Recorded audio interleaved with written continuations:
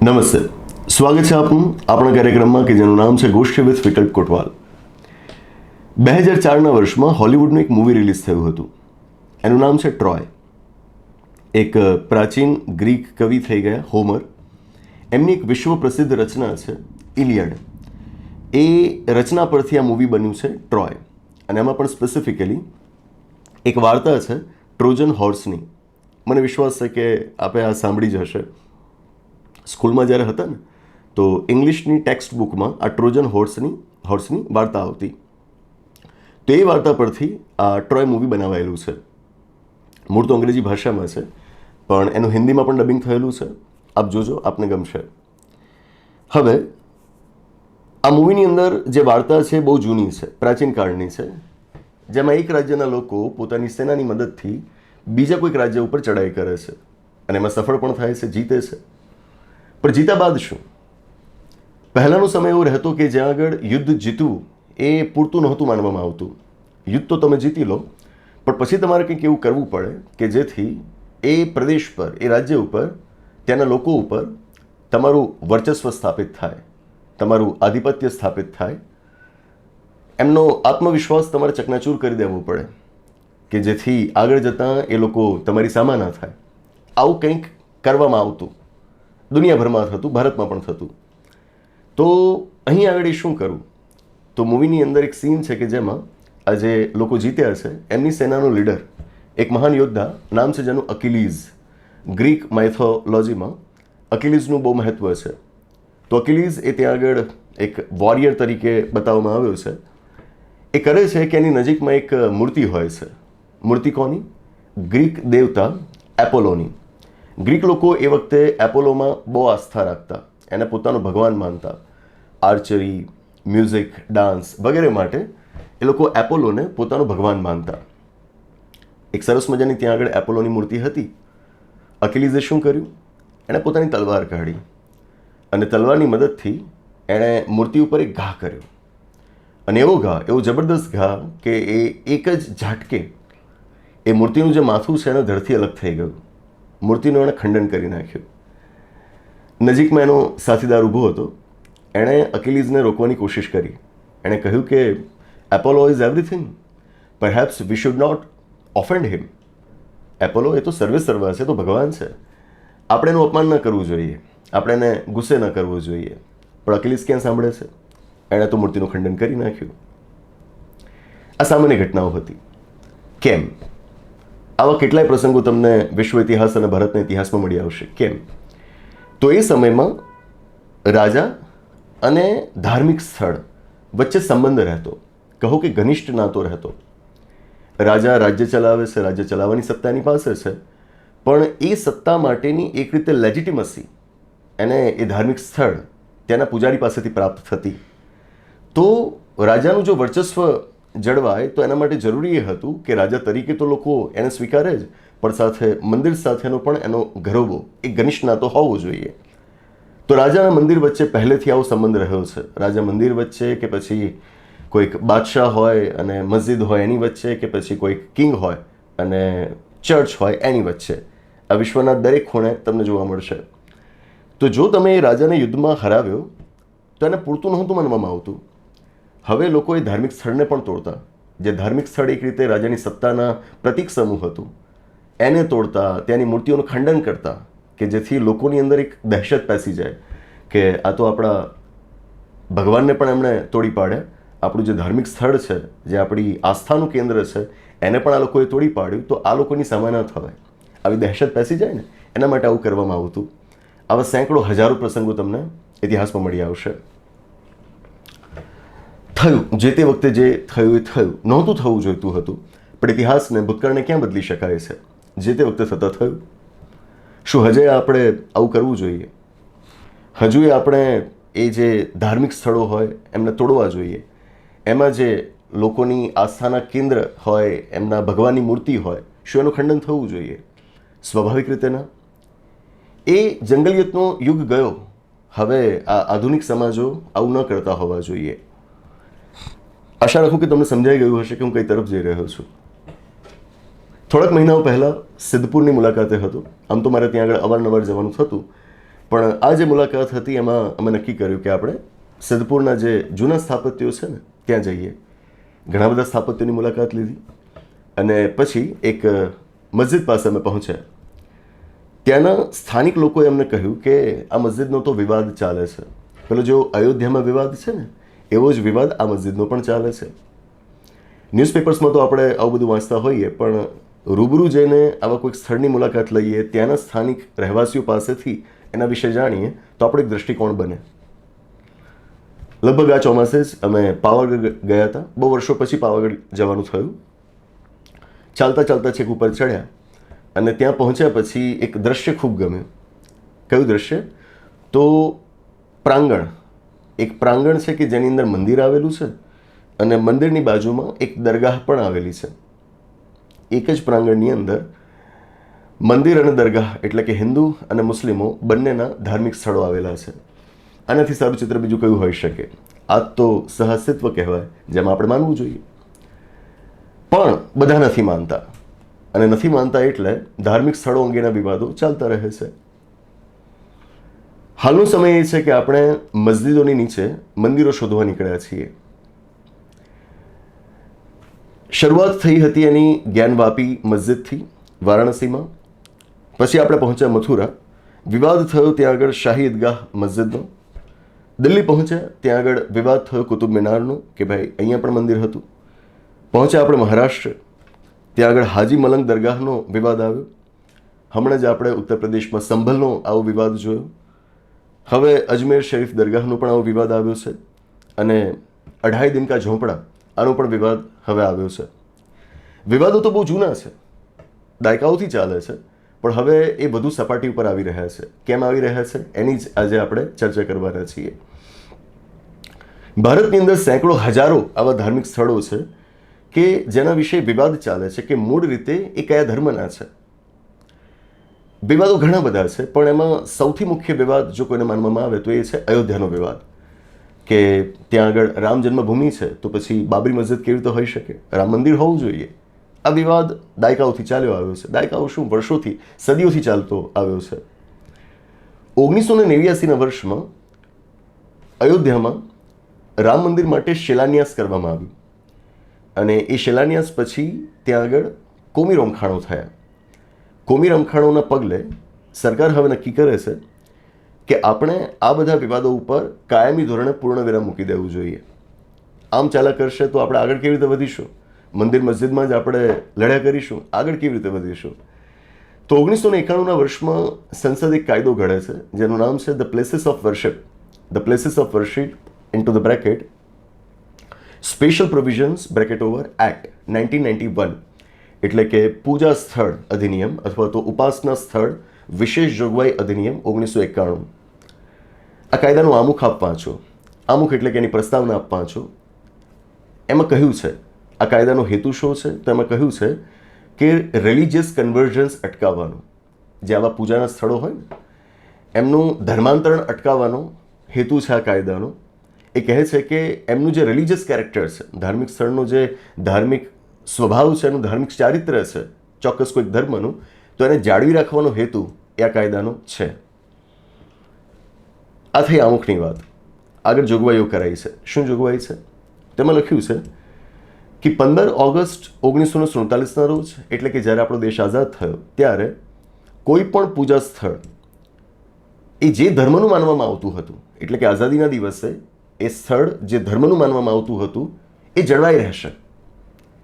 એટલે કે 15 ઓગસ્ટ 1947 બાદ તમે હવે કોઈ પણ ધાર્મિક સ્થળ એને બદલી ન શકો. ચોક્કસ કોઈક ધર્મનું છે એને બદલીને હવે બીજા કોઈક ધર્મનું તમે ન કરી શકો. 15 ઓગસ્ટ 1947ને આપણે કટ ઓફ ડેટ તરીકે લીધી. કહેવાયું છે કે 15 ઓગસ્ટ 1947 પહેલાંના આવા જે કોઈ પણ વિવાદો હોય કે જેના માટે કોર્ટમાં કેસ ચાલતો હોય, સૂટ ફાઇલ થયેલી હોય, અથવા તો ભૂતકાળમાં કોર્ટનો કોઈ ચુકાદો આવી ગયો હોય એની સામે અપીલ ફાઇલ થયેલી હોય આવા જ વિવાદ વિશે, અથવા તો કોઈ પણ સત્તા મંડળ સામે અંગેની કાર્યવાહી ચાલતી હોય, એ બધી સમાપ્ત થઈ જશે. 15 ઓગસ્ટ 1947 પહેલાં જો આવી કોઈ કાર્યવાહીઓ ચાલતી હતી ને તો એ બિલકુલ સમાપ્ત થઈ જશે. હવે એમાં કોઈ ફેરફાર નહીં કરાય. 15 ઓગસ્ટ 1947 જે હતું એ સ્ટેટસ કો આપણે મેન્ટેન કરવાનું છે અને 15 ઓગસ્ટ 1947 બાદ તમે નવી કોઈ કાર્યવાહી શરૂ નહીં કરી શકો. એટલે કે આઝાદી પહેલાં તો આ મંદિર હતું અને હવે મસ્જિદ બની ગયું છે. એટલે કે આઝાદી પહેલાં જે મસ્જિદ બનાવી દેવામાં આવ્યું હતું, હવે અમે કેસ કરવા માંગીએ છીએ. નહીં ચાલે. તમે કોઈ સૂટ ફાઇલ નહીં કરી શકો, તમે નહીં જ કોઈ પણ પ્રકારની અપીલ કોઈ જૂના ચુકાદાની સામે કરી શકશો, કે નહીં જ કોઈ સરકારી સત્તામંડળ કોઈ પણ પ્રકારની કાર્યવાહી આ વિષય પર કરી શકશે. હા, પણ સાથે એમાં સ્પષ્ટતા એ પણ કરાઈ છે કે જો 15 ઓગસ્ટ 1947 બાદ કોઈક પૂજા સ્થળનો રિલિજિયસ કેરેક્ટર ચેન્જ કરવામાં આવ્યું, એટલે કે 15 ઓગસ્ટ 1947 પહેલાં નહીં, જો એના પછી જો એનું રિલિજિયસ કેરેક્ટર બદલવામાં આવ્યું હોય તો એના માટે કેસ થઈ શકશે, તો એના માટે કાર્યવાહી થઈ શકશે. બરાબર? તો આવી જોગવાઈઓ આ કાયદામાં કરવામાં આવી. પણ આ બધી જોગવાઈઓમાંથી અમુક ચોક્કસ સ્થળોને બાકાત રાખવામાં આવ્યા. કાયદો ઘણો લાંબો છે, આમ તો 3 પાનાનો છે, પણ એ ટેકનિકાલિટીમાં નથી જવા માગતો. તમને મુખ્ય મુદ્દાઓ સમજાવવા માગું છું, એટલે ફોકસ ક્લિયર રાખીશ કે આ કાયદાની અંદર ચોક્કસ અપવાદો નક્કી કરાયેલા છે, જેમાંનો એક અપવાદ છે રામ મંદિર બાબરી મસ્જિદનો વિવાદ. રામ મંદિર બાબરી મસ્જિદનો વિવાદ ઘણો જ જૂનો છે. વિવાદ તો બીજા પણ ઘણા જૂના છે, પણ આણે આપણી રાજનીતિમાં એક કેન્દ્રીય સ્થાન હાંસલ કરી લીધું છે. તો એને આ જોગવાઈઓમાંથી બાકાત રાખવામાં આવ્યું છે. મતલબ એ થયો કે ભલે 15 ઓગસ્ટ 1947 પહેલાંથી એનો વિવાદ ચાલ્યો આવે છે, પણ એ ચાલુ રહેશે. કોર્ટમાં એની જે પ્રોસિડિંગ્સ છે, એની સૂટ જે છે એ ચાલુ રહેશે, એ બંધ નહીં થાય. બાકીનાની બંધ થશે. રામ જન્મભૂમિવાળો જે વિવાદ છે, અયોધ્યામાં રામ મંદિરનો બાબરી મસ્જિદનો જે વિવાદ છે, એ ચાલુ રહેશે કોર્ટમાં. જો એ પણ બંધ થઈ ગયો હોત તો 2019માં સુપ્રીમ કોર્ટ આ વિષય પર ચુકાદો કેવી રીતે આપત? તો આ બાબતને ત્યાં આગળ અપવાદ તરીકે રાખવામાં આવી છે. નાવ શું સમજ આપણી વિકસી? આ કાયદાની જોગવાઈઓ જાણીને આપણે શું સમજ્યા? એટલું કે 15 ઓગસ્ટ 1947ની જે સ્થિતિ હતી ધાર્મિક સ્થળોની, એ બરકરાર રાખવાની છે. એમાં કોઈ જ બદલાવ ન લાવી શકાય. ત્યારે ધારો કે મંદિર હતું તો હવે મંદિર જ રહેશે, મસ્જિદ હતી તો મસ્જિદ જ રહેશે, ચર્ચ હતું ચર્ચ જ રહેશે, ગુરુદ્વારા હતું તો ગુરુદ્વારા જ રહેશે. એમાં તમે કોઈ જ બદલાવ ન લાવી શકો. કાયદો તો ત્યાં સુધી સ્પષ્ટ છે કે એક ધર્મમાંથી બીજા ધર્મનું એને સ્થળ ન બનાવી શકાય. એક ધર્મના કોઈ એક સંપ્રદાયનું એ સ્થળ હોય, એમાંથી એને એ જ ધર્મના બીજા કોઈક સંપ્રદાયનું સ્થળ પણ ન બનાવી શકાય. વાત સમજાય? માનો કે મુસલમાનોની અંદર 2 ભાગ છે, શિયા સુન્ની. તો માનો કે મસ્જિદ એ સુન્નીઓની છે, તો પહેલાં તો એને હવે હિન્દુ મંદિર ન બનાવી શકાય, ખરું. ક્રિશ્ચિયન ચર્ચ ન બનાવી શકાય, ખરું. શીખ ગુરુદ્વારા ન બનાવી શકાય, ખરું. પણ એને જે સુન્ની મસ્જિદ હતી તેમાંથી શિયા મસ્જિદ પણ ન બનાવી શકાય. બરાબર? ધર્મ તો ન બદલી શકાય. ધર્મની અંદર જે સંપ્રદાયો રહેલા છે એ સંપ્રદાયોની અંદર પણ બદલાવ ન લાવી શકાય. કારણ કે આપણે ધર્મથી આગળ સંપ્રદાયોમાં પણ ઘણા ઝઘડીએ છીએ. અને 2 સંપ્રદાયો, એક જ ધર્મના અલગ અલગ સંપ્રદાયો વચ્ચે તો વિવાદો હોય જ છે. સંપ્રદાયની અંદર અલગ અલગ જૂથો વચ્ચે પણ કેટલાય વિવાદો હોય છે, જેના અવારનવાર ગુજરાતમાં પણ આપણી સામે એના સમાચાર આવતા રહે છે. તો બધા ઉપર રોક લગાવવાનો એક ઉમદા હેતુ હતો 1991ના આ કાયદાનો. તો આના પરથી હવે સવાલ એ થાય કે જો આ કાયદો આપણી પાસે છે જ, તો અત્યારે આપણા જ્ઞાનવાપી મસ્જિદમાં સર્વે કેવી રીતે કરાવ્યો? સંભલની અંદર સર્વે કરાવવાનો પ્રયત્ન કેવી રીતે થયો? હજુ આજે અજમેરની દરગાહ છે ત્યાં આગળ સર્વેની માંગ કેવી રીતે થઈ રહી છે? આ શક્ય છે ખરું? જો કાયદો છે તમારી પાસે તો કઈ રીતે થઈ શકે? અને થોડાક એના લીગલ પર્સપેક્ટિવ સાથે સમજીએ. 2022ના વર્ષમાં જ્ઞાનવાપી મસ્જિદનો મામલો સુપ્રીમ કોર્ટમાં ગયો હતો. અને એ વખતે આપણા સુપ્રીમ કોર્ટના મુખ્ય ન્યાયાધીશ હતા justice DY Chandrachud. Justice DY ચંદ્રચૂડની બેન્ચ સમક્ષ આ કેસ ચાલી રહ્યો હતો. એ દરમિયાન એમણે એક મૌખિક ટિપ્પણી કરી. મારા શબ્દો ઉપર ખાસ ધ્યાન આપજો. એમણે એક ઓરલ ઓબ્ઝર્વેશન આપ્યું, એક મૌખિક ટિપ્પણી કરી. અને મૌખિક ટિપ્પણી શું હતી? તેઓ કહે છે કે 1991નો જે આજે પૂજા સ્થળ અધિનિયમ છે ને, એનો હેતુ તો કોઈક સ્થળનું રિલિજિયસ કેરેક્ટર જો બદલાતું હોય તો એને અટકાવવાનો છે. એક ધર્મના સ્થળમાંથી અને બીજા કોઈક ધર્મના સ્થળમાં તબદીલ કરાતું હોય તો એ તબદીલીને અટકાવવા માટેનો હેતુ 1991ના કાયદામાં રહેલો છે. પણ આ કાયદો એ સ્થળ મૂળ રીતે કયા ધર્મનું હતું, મૂળ એનો ધાર્મિક સ્વભાવ, એનું ધાર્મિક ચારિત્ર શું હતું, એ જાણવા ઉપર રોક નથી લગાવતો. તમે ઇન્વેસ્ટિગેટ કરી શકો કે એનું રિલિજિયસ કેરેક્ટર મૂળ શું હતું, એ જો તમે કરો તો એના ઉપર આ કાયદો રોક નથી લગાવતો. કાયદો શેના ઉપર રોક લગાવે છે કે જો તમે કોઈક સ્થળનું રિલિજિયસ કેરેક્ટર બદલી રહ્યા છો. આ વાત એમણે કરી અને એની મૌખિક ટિપ્પણી એમણે કરી. પહેલો સવાલ તો અહીં આગળ એ થાય કે જો તમારે એ ધાર્મિક સ્થળ બદલવાનું જ નથી કાયદા પ્રમાણે, તો પછી એ મૂળ રીતે સદીઓ પહેલાં કયા ધર્મનું હતું એ મુદ્દા ઉપર જાંચ પડતાલ કરવાનો મતલબ શું થયો? કારણ કે એક વખત તમે જાંચ પડતાલ કરશો, કોણ જાણે એના શું પરિણામ આવશે. એના ફેવરમાં પણ આવે, એની વિરુદ્ધમાં પણ આવે. પણ મૂળ મુદ્દો એ છે કે આના પછી કોન્સિક્વન્સીસ શું આવશે, આના પછી જે કોન્સિક્વન્સીસ આવશે કેટલા ખરાબ હશે. અને આટલા મોટા પદ ઉપર બેઠેલ વ્યક્તિ તો હું માનું છું કે આપણા કરતાં પણ વધુ સારી રીતે સમજી શકે. આમ પણ કહેવાતું હોય કે બહુ જાળવીને બોલવું, ગમે તેમ ના બોલાય. અને તમે બહુ મોટા પદ ઉપર બેઠા હો ત્યારે તો તમારે વધારે સંભાળીને બોલવું પડે. તો અહીં આગળ તમે આ જે ઓબ્ઝર્વેશન કર્યું છે એના પરિણામો શું આવવાના હતા એ સામાન્ય વ્યક્તિ પણ સમજી શકે એમ છે. પણ છતાં એમણે આવું ઓબ્ઝર્વેશન આપ્યું તો ખરું જ. હવે શું થયું? સૌથી અગત્યની વાત, આ ઓરલ ઓબ્ઝર્વેશન હતું, મૌખિક ટિપ્પણી હતી. મૌખિક ટિપ્પણી હતી એ ચુકાદાનો અંશ નહોતું. ચુકાદો કે જે લેખિત સ્વરૂપમાં આપવામાં આવે કોર્ટ દ્વારા, એની અંદર આ વાત ક્યાંય જસ્ટિસ ચંદ્રચૂડે નહોતી. એમણે આ વાત ફક્ત મૌખિક રીતે કરેલી હતી. એમણે તો મૌખિક રીતે આ વાત કરી, પણ હવે ધડાધડ દેશના અલગ અલગ ભાગોમાં લોકલ કોર્ટ્સની અંદર, નીચલી અદાલતોની અંદર પિટિશન્સ ફાઇલ થવા માંડી.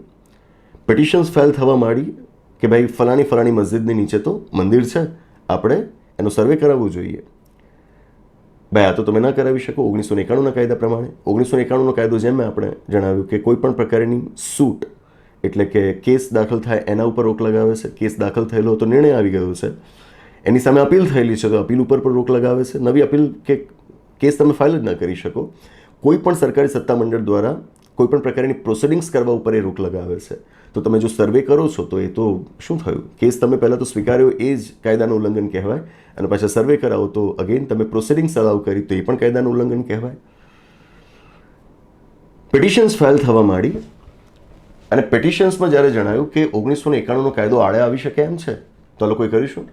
2022નો જ્ઞાનવાપી કેસનો જે મામલો સુપ્રીમ કોર્ટમાં ચાલતો હતો કે જે વખતે જસ્ટિસ ડીવાય ચંદ્રચૂડે અમુક મૌખિક ટિપ્પણીઓ કરી હતી, એ મૌખિક ટિપ્પણીઓને એમણે આધાર બનાવી કે જુઓ ભારતના મુખ્ય ન્યાયાધીશે આવું કહ્યું છે તો પછી તમારે આને પરવાનગી આપવી જ પડે ને. નવાઈની વાત એ છે કે લોકલ કોર્ટ્સ આ વાતને સ્વીકારી પણ લે છે અને આ પ્રમાણે સર્વેની અનુમતિ આપવા માંડ્યા. આ સંપૂર્ણપણે ખોટું છે. ધર્મ, મંદિર, મસ્જિદ બધું ભૂલી જાઓ. આ સંપૂર્ણપણે ખોટું છે કારણ કે આ બંધારણની વિરુદ્ધનું છે. બંધારણની વિરુદ્ધનું કઈ રીતે? ભારતના બંધારણનો ભાગ 5 અનુચ્છેદ 141 શું છે? 141મો અનુચ્છેદ એ કહે છે કે law declared by the Supreme Court of India shall be binding on all courts. એટલે કે સુપ્રીમ કોર્ટ દ્વારા જે કાયદો સ્થાપિત કરવામાં આવ્યો છે ને એના ચુકાદા દ્વારા એ દેશની તમામ અદાલતો માટે બંધન કરતા રહેશે. સુપ્રીમ કોર્ટનો ચુકાદો આવ્યો એટલે તમારે એને કાયદો જ માની લેવાનો. દરેક કોર્ટ એ પ્રમાણે જ ચાલવાનું હોય, એ પ્રમાણે જ પોતાના બીજા આદેશો કે ચુકાદાઓ આપવાના હોય. Very important. આ જે અનુચ્છેદ છે એની જોગવાઈ પ્રમાણે સુપ્રીમ કોર્ટના ચુકાદા, નહીં કે મૌખિક ટિપ્પણીઓ, એ અદાલતો માટે બંધન કરતા છે. મતલબ કે જે લેખિત ચુકાદાઓ આવે છે ને એ જ માનવા માટે આપણી કોર્ટ્સ બંધાયેલી છે. કોઈક જજે કોર્ટની બહાર કંઈક ટિપ્પણી કરી હોય તો એની સાથે નીચલી અદાલતોને કે હાઈકોર્ટ્સને કોઈ નિસ્બત ના હોય. એ જ જજે કોઈ કેસના પ્રોસિડિંગ્સ દરમિયાન કોઈક વાત કહી હોય કે જે ચુકાદાનો ભાગ ન બની હોય તો એ પ્રમાણે ચાલવા માટે પણ આપણી કોર્ટ્સ બંધાયેલી નથી. આ બહુ અગત્યનું છે. આ એક સ્થાપિત બાબત છે. પણ અહીં આગળ થાય છે શું? થાય છે કે લોકલ કોર્ટ્સ જસ્ટિસ ચંદ્રચૂડ દ્વારા જે મૌખિક ટિપ્પણી કરવામાં આવી હતી એના આધાર ઉપર આ બધી પિટિશન્સને મંજૂરી આપવા માંડે છે. શું અમાન્ય ગણાય?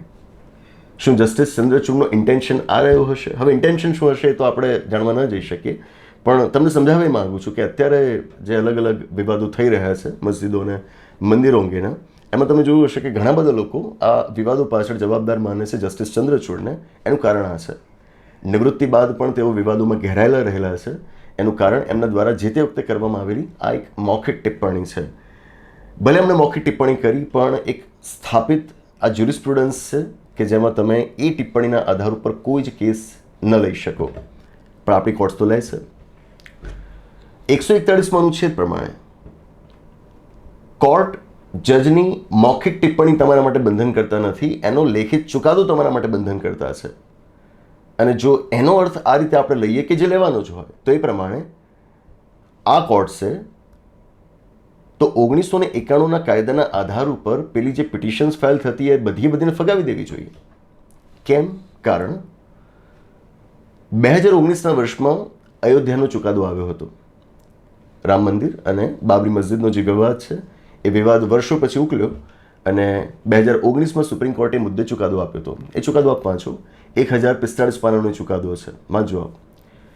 અને એ ચુકાદાની અંદર સુપ્રીમ કોર્ટે ભારોભાર વખાણ કર્યા છે 1991ના places of worship special provision act 1991ના. સુપ્રીમ કોર્ટ અયોધ્યા ચુકાદામાં નોંધે છે કે આજે 1991નો પૂજા સ્થળ માટેનો આપણો કાયદો છે ને, એ તો આપણા બંધારણના જે મૂળભૂત સિદ્ધાંતો છે, જ્યાં સ્વતંત્રતાની વાત કરાયેલી છે, સમાનતાની વાત કરાયેલી છે, ભાઈચારાની વાત કરેલી છે, એ સિદ્ધાંતોને જાળવી રાખવા માટેનો આ કાયદો છે. ભારતના બંધારણની અંદર જે સેક્યુલરિઝમનું દર્શન રહેલું છે, એની ફિલોસોફી રહેલી છે, એના માટેનો આ કાયદો છે. સેક્યુલરિઝમ કે જે ભારતના બંધારણના મૂળભૂત માળખાનું એક અંગ છે, એને જાળવી રાખવા માટેનો આ કાયદો છે. આ તો હર હંમેશા આપણે સ્વીકારવાનું જ અને એને આપણે લાગુ કરતા રહેવાનું. આવું હું નથી કહેતો, સુપ્રીમ કોર્ટ કહી ગઈ હતી 2019માં, અને પણ લેખિત ચુકાદામાં. મુદ્દે કહેવાની વાત એ છે કે આપણી જે લોકલ કોર્ટ્સ છે એમણે 2019ના અયોધ્યા જજમેન્ટના આ જે લેખિત અંશ છે એના આધારે ચાલવું પડે 141માં અનુચ્છેદના કારણે. પણ આ કોર્ટ્સ ચાલી શેના આધારે રહી છે? 2022ના સુપ્રીમ કોર્ટના જજ જસ્ટિસ ચંદ્રચૂડના મૌખિક નિવેદન પર. આ બિલકુલ ખોટું કહેવાય. આ કાયદાની સામાન્ય જાણકારી ધરાવનાર વ્યક્તિ પણ સમજાવી શકશે કે આ ખોટું છે, તો એ ખોટું જ છે. પણ થયું હવે આપણે રોકી કઈ રીતે શકીશું?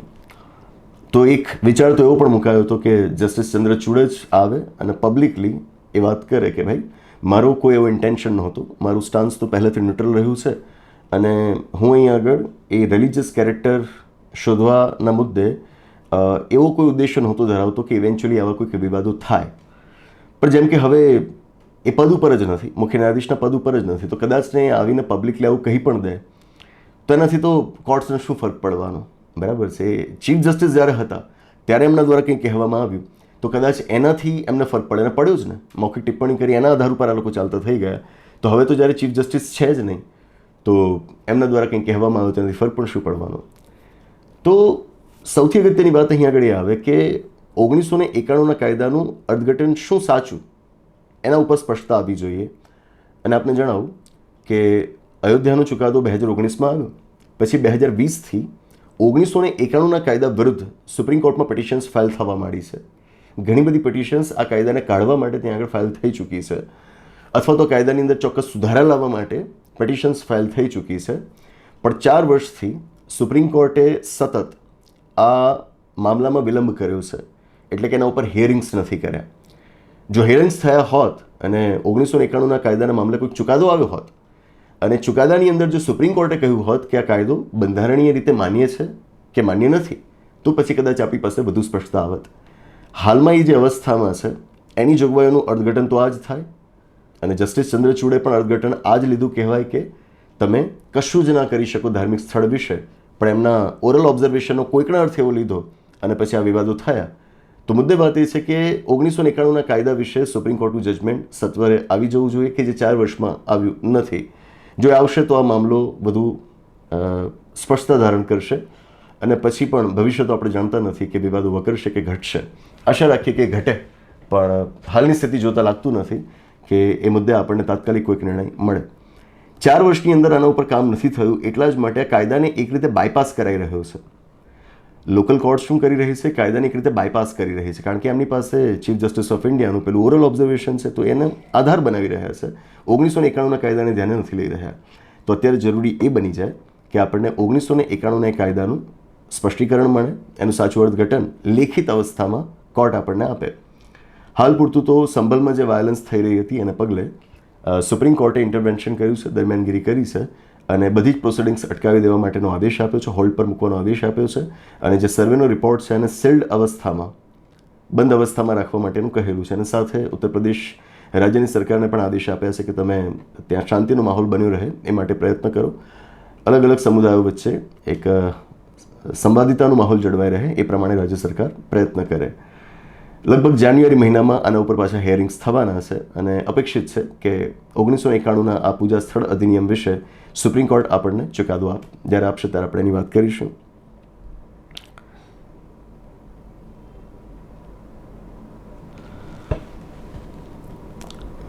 જે તે જગ્યાએ સ્થળ કયું હતું એને સમજવા માટે તો આપણે ઇતિહાસમાં જવું પડે અને ઇતિહાસમાં પણ જઈ ક્યાંના છે, પણ એના માટે આપણને જે પુરાવાઓ મળવા જોઈએ એ પુરાવાઓ કેટલા રિલાયબલ, આનો પણ એક મોટો સવાલ ઊભો થાય.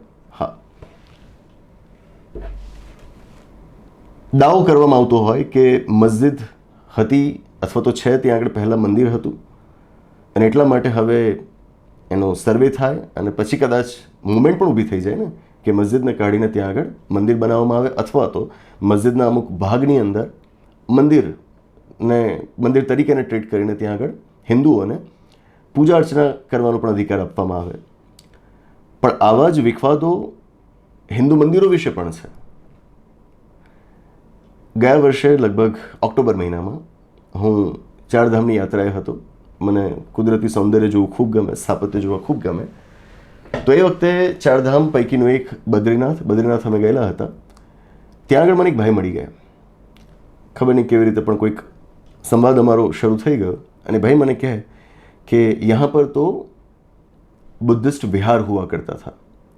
આ જે બદ્રીનાથનું મંદિર છે ત્યાં આગળ તો પહેલાં બૌદ્ધ વિહાર હતું. મેં એનું સ્થાપત્ય જોયું અને સ્થાપત્ય જોયા બાદ તમને પણ લાગશે, મેં એ વખતે પણ એક વિડીયો કરેલો હતો કે એ બુદ્ધિસ્ટ વિહારને વધુ મળતું આવે છે. કહેવાય છે કે 8મી સદી સુધી એક બુદ્ધિસ્ટ વિહાર જ હતું, પણ પાછળથી બદ્રીનારાયણની મૂર્તિ ત્યાં આગળ આદિ શંકરાચાર્ય દ્વારા સ્થાપિત કરવામાં આવી અને પછી એ મંદિરની અંદર પરિવર્તિત થયું. પ્રાચીન ભારતના ઇતિહાસમાં એવા પણ આપણને પ્રસંગો નોંધાયેલા જોવા મળે છે કે પુષ્યમિત્ર શુંગ ઈસવીસન પૂર્વે 2જી સદીમાં એક રાજા થઈ ગયો. કહેવાય છે કે એણે 84,000 જેટલા બુદ્ધિસ્ટ જે સ્તુપાસ છે અને વિહારાસ છે એનું એણે ખંડન કરાવડાવ્યું. 84,000. જો કે આ એક્ઝાજરેશન લાગે છે, 84,000 બધા મુશ્કેલ લાગે છે. તો આ પણ એક વિવાદ છે. હ્યુએનસાંગ એક ચીની પ્રવાસી કે જે ભારત આવેલા હતા 7મી સદીમાં, તો એમણે પણ પોતાના લખાણમાં નોંધ્યું છે કે ભારતની અંદર બુદ્ધિસ્ટ લોકોની ઘણી કતલેઆમ થઈ છે અને જે બોધિ ટ્રી હતું, બોધિ વૃક્ષ કે જેની નીચે જ ગૌતમ બુદ્ધને જ્ઞાન પ્રાપ્ત થયું હતું, શશાંક નામનો એક રાજા હતો, એણે એ બોધિ વૃક્ષ કપાવી નાખ્યું હતું. આવા ઘણા બધા પ્રસંગો છે. મેં પેલા ભાઈને શાંતિથી સમજાવ્યું કે ભાઈ અહીંયા પહેલાં શું હતું ભૂલો એને, અત્યારે શું છે એને માનો. અને એમને જે તે વખતે મેં 1991ના કાયદાની સમજ પણ આપી. પ્રયત્ન આપણે જ કરવાનો છે ને કે આપણે જ્યાં આગળ કુસંપ ફેલાતો હોય, અજંપો થતો હોય એને આપણે ટાળી શકીએ. ભૂતકાળનો હેતુ શું છે? ભૂતકાળમાંથી શીખ લઈને આપણે ભવિષ્યમાં આપણી સાથે કંઈક ખોટું ન થાય એ આપણે જોવાનું હોય. ભૂતકાળને યાદ કરતા રહીને આમ રીબાઈને થોડું જીવવાનું હોય. તો મેં એમને 1991નો કાયદો સમજાવ્યો અને એમની સાથે બધી જ ચર્ચાઓ કરી. એટલે ખુશ થયા અને મને ગમ્યું કે ચલો પ્રવાસ માટે આવ્યા હતા, કોઈકને આપણે કાયદાની કોઈક વાત કરી શક્યા, બંધારણની વાત કરી શક્યા. આ છે. ક્યાં સુધી આપણે ખોદતા રહીશું? બસ આપણે ખોદવાનું જ છે કે કંઈક બાંધવાનું પણ છે. ભવિષ્ય બાંધવાનું છે, ભવિષ્ય બનાવવાનું છે. ભૂતકાળમાં આપણે ચોક્કસથી એ તરફ દૃષ્ટિપાત કરવાનો હોય, પણ એ દૃષ્ટિપાત શા માટે કરવાનો છે એનો હેતુ તો આપણે જાણી લઈએ. એમાંથી આપણે શીખ એ રીતે લેવાની છે કે જેથી બહેતર ભવિષ્યનું આપણે નિર્માણ કરી શકીએ. એ લડવા ઝઘડવા માટે નથી. હિસ્ટોરિકલ ઇનજસ્ટિસ થયો હતો તો એ દરેક જગ્યાએ છે, કઈ જગ્યાએ નથી. જેમ મેં કહ્યું કે મસ્જિદ છે તો એની સામે દાવો થાય છે કે ત્યાં આગળ પહેલાં મંદિર હતું. મંદિરો જ્યાં છે ત્યાં આગળ દાવો થાય છે કે ત્યાં તો બુદ્ધિસ્ટ સ્થળો પહેલાં હતા. તો આમ જોવા જઈએ તો આનો તો ક્યાંય અંત જ નહીં આવે, સ્વીકારવાનું છે. ચર્ચ હોય તો ચર્ચ, મસ્જિદ હોય તો મસ્જિદ, એની પહેલાં મંદિર હોય તો મંદિર, અને એની પહેલાં બૌદ્ધ સ્તૂપો હોય કે વિહારો હોય, આ બધાથી પહેલાં માનવતા છે, માણસાઈ છે આપણી, એને આપણે ન ભૂલીએ. સંભલમાં જે પ્રકારની હિંસા થઈ અને એમાં જે યુવાન છોકરાઓએ જાન ગુમાવ્યા, મને તો ઘણી વખત એ નથી સમજાતું કે આ છોકરાઓનો આવો બધો સમય ક્યાંથી મળે છે. તમારી સામે શિક્ષણ એક મોટો પ્રશ્ન છે, રોજગારી એક વિકરાળ સમસ્યા છે, અને આ બધા છતાં તમને આ બધી વાતોની અંદર ક્યાંથી સમય મળી રહે છે એ સમજવું મારા માટે મુશ્કેલ છે. તો મોટાભાગે તો જોઈએ તો જે હિન્દી બેલ્ટ છે, હિન્દી ભાષી રાજ્યો છે, ત્યાં આગળ આની આક્રમકતા વધુ જોવા મળે છે. આપણે ગુજરાત જેવા રાજ્યોમાં છે પણ એ એટલું બધું નથી. તો હવે આપણે એ પ્રયત્ન કરવો જોઈએ કે ના, આપણે ત્યાં આ આક્રમકતા ધારણ કરે, અને પહેલાં પણ છેવટે ભારત દેશનો જ હિસ્સો છે, તો એમને ત્યાં પણ આવું કેમ થાય, કોઈ પણ આવી હિંસામાં કેમ માર્યું જાય, એને આપણે રોકીએ. અને એ રોકવા માટે આપણા તરફથી થઈ શકતું કામ એ આ જ છે. કાયદાની સાચી સમજ ફેલાવીએ, બંધારણની વાતો આપણે ફેલાવીએ, બંધારણે આપણને જે સેક્યુલરિઝમ શીખવી છે એને આપણે જાળવી રાખીએ, કે જેમાં સર્વધર્મ સંભાવની વાત છે. પહેલાં ત્યાં કયા ધર્મનું ધાર્મિક સ્થળ હતું એ વાતને આપણે પૂરી કરવા માટે જ 1991નો કાયદો ઘડ્યો છે. અને એની અંદર જે અપવાદ આપણે રાખેલો હતો અયોધ્યાનો, એનો પણ ચુકાદો 2019માં આવી ગયો છે. હવે ચુકાદો આવ્યા બાદ આદર્શ રીતે થવું એ જોઈતું હતું કે આવા તમામ વિવાદો ઉપર પૂર્ણ વિરામ લાગી જાય, એની કોઈ વાત જ ન કરે. પણ કમનસીબે 2022ના જસ્ટિસ ચંદ્રચૂડના એક ઓરલ ઓબ્ઝર્વેશનથી આ નવી જ પ્રકારના વિવાદો ઊભા થયા છે કે જે કાયદાની દ્રષ્ટિએ સંપૂર્ણપણે ખોટા છે પણ ચાલી રહ્યા છે. તો બસ આપણે આ કાનૂની સાક્ષરતા પ્રસરાવવાનો પ્રયત્ન કરી શકીએ, બંધારણવાદને પ્રસરાવવાનો પ્રયત્ન કરી શકીએ, બીજું તો શું કરી શકીએ. That's it. આ વિષય ઉપર આપના શું વિચાર છે નીચે કોમેન્ટ બોક્સમાં જણાવશો. રિલિજનના લેન્સથી ન જોતા, કટ્ટરતા જો તમારી અંદર હોય તો બસ શાંત રહેજો અને શાંતિથી આ બધી વસ્તુને વિચારજો કે તમે શું કરી રહ્યા છો, અને આનાથી આ દેશનું ભવિષ્ય શું થશે, આપણી આવનારી પેઢીઓને આપણે શું આપીને જઈશું. શાંતિથી બેસીને વિચારશો તો તમને સમજાઈ જશે કે આપણે બહુ ખોટું કરી રહ્યા છીએ. ન મસ્જિદની નીચે આપણે મંદિર શોધવાનું છે, ન જ્યાં મંદિર છે ત્યાં આગળ કોઈકને દાવો કરવાનું છે કે આ તો અમારી વક્ફની પ્રોપર્ટી છે. કશું નથી, આને અટકાવવાનું છે, અહીં નહીં અટકાવવાનું છે. તો બસ એ જ આશા સાથે આ વાતને અહીં આગળ પૂર્ણ જાહેર કરું, આ ગોષ્ઠીની આગળ સમાપ્ત જાહેર કરું. આવનાર એપિસોડમાં આવી જ કોઈક નવી વાત સાથે, એક રસપ્રદ ચર્ચા સાથે, એક નવી ગોષ્ઠી સાથે પાછા મળીશું. આભાર. નમસ્તે.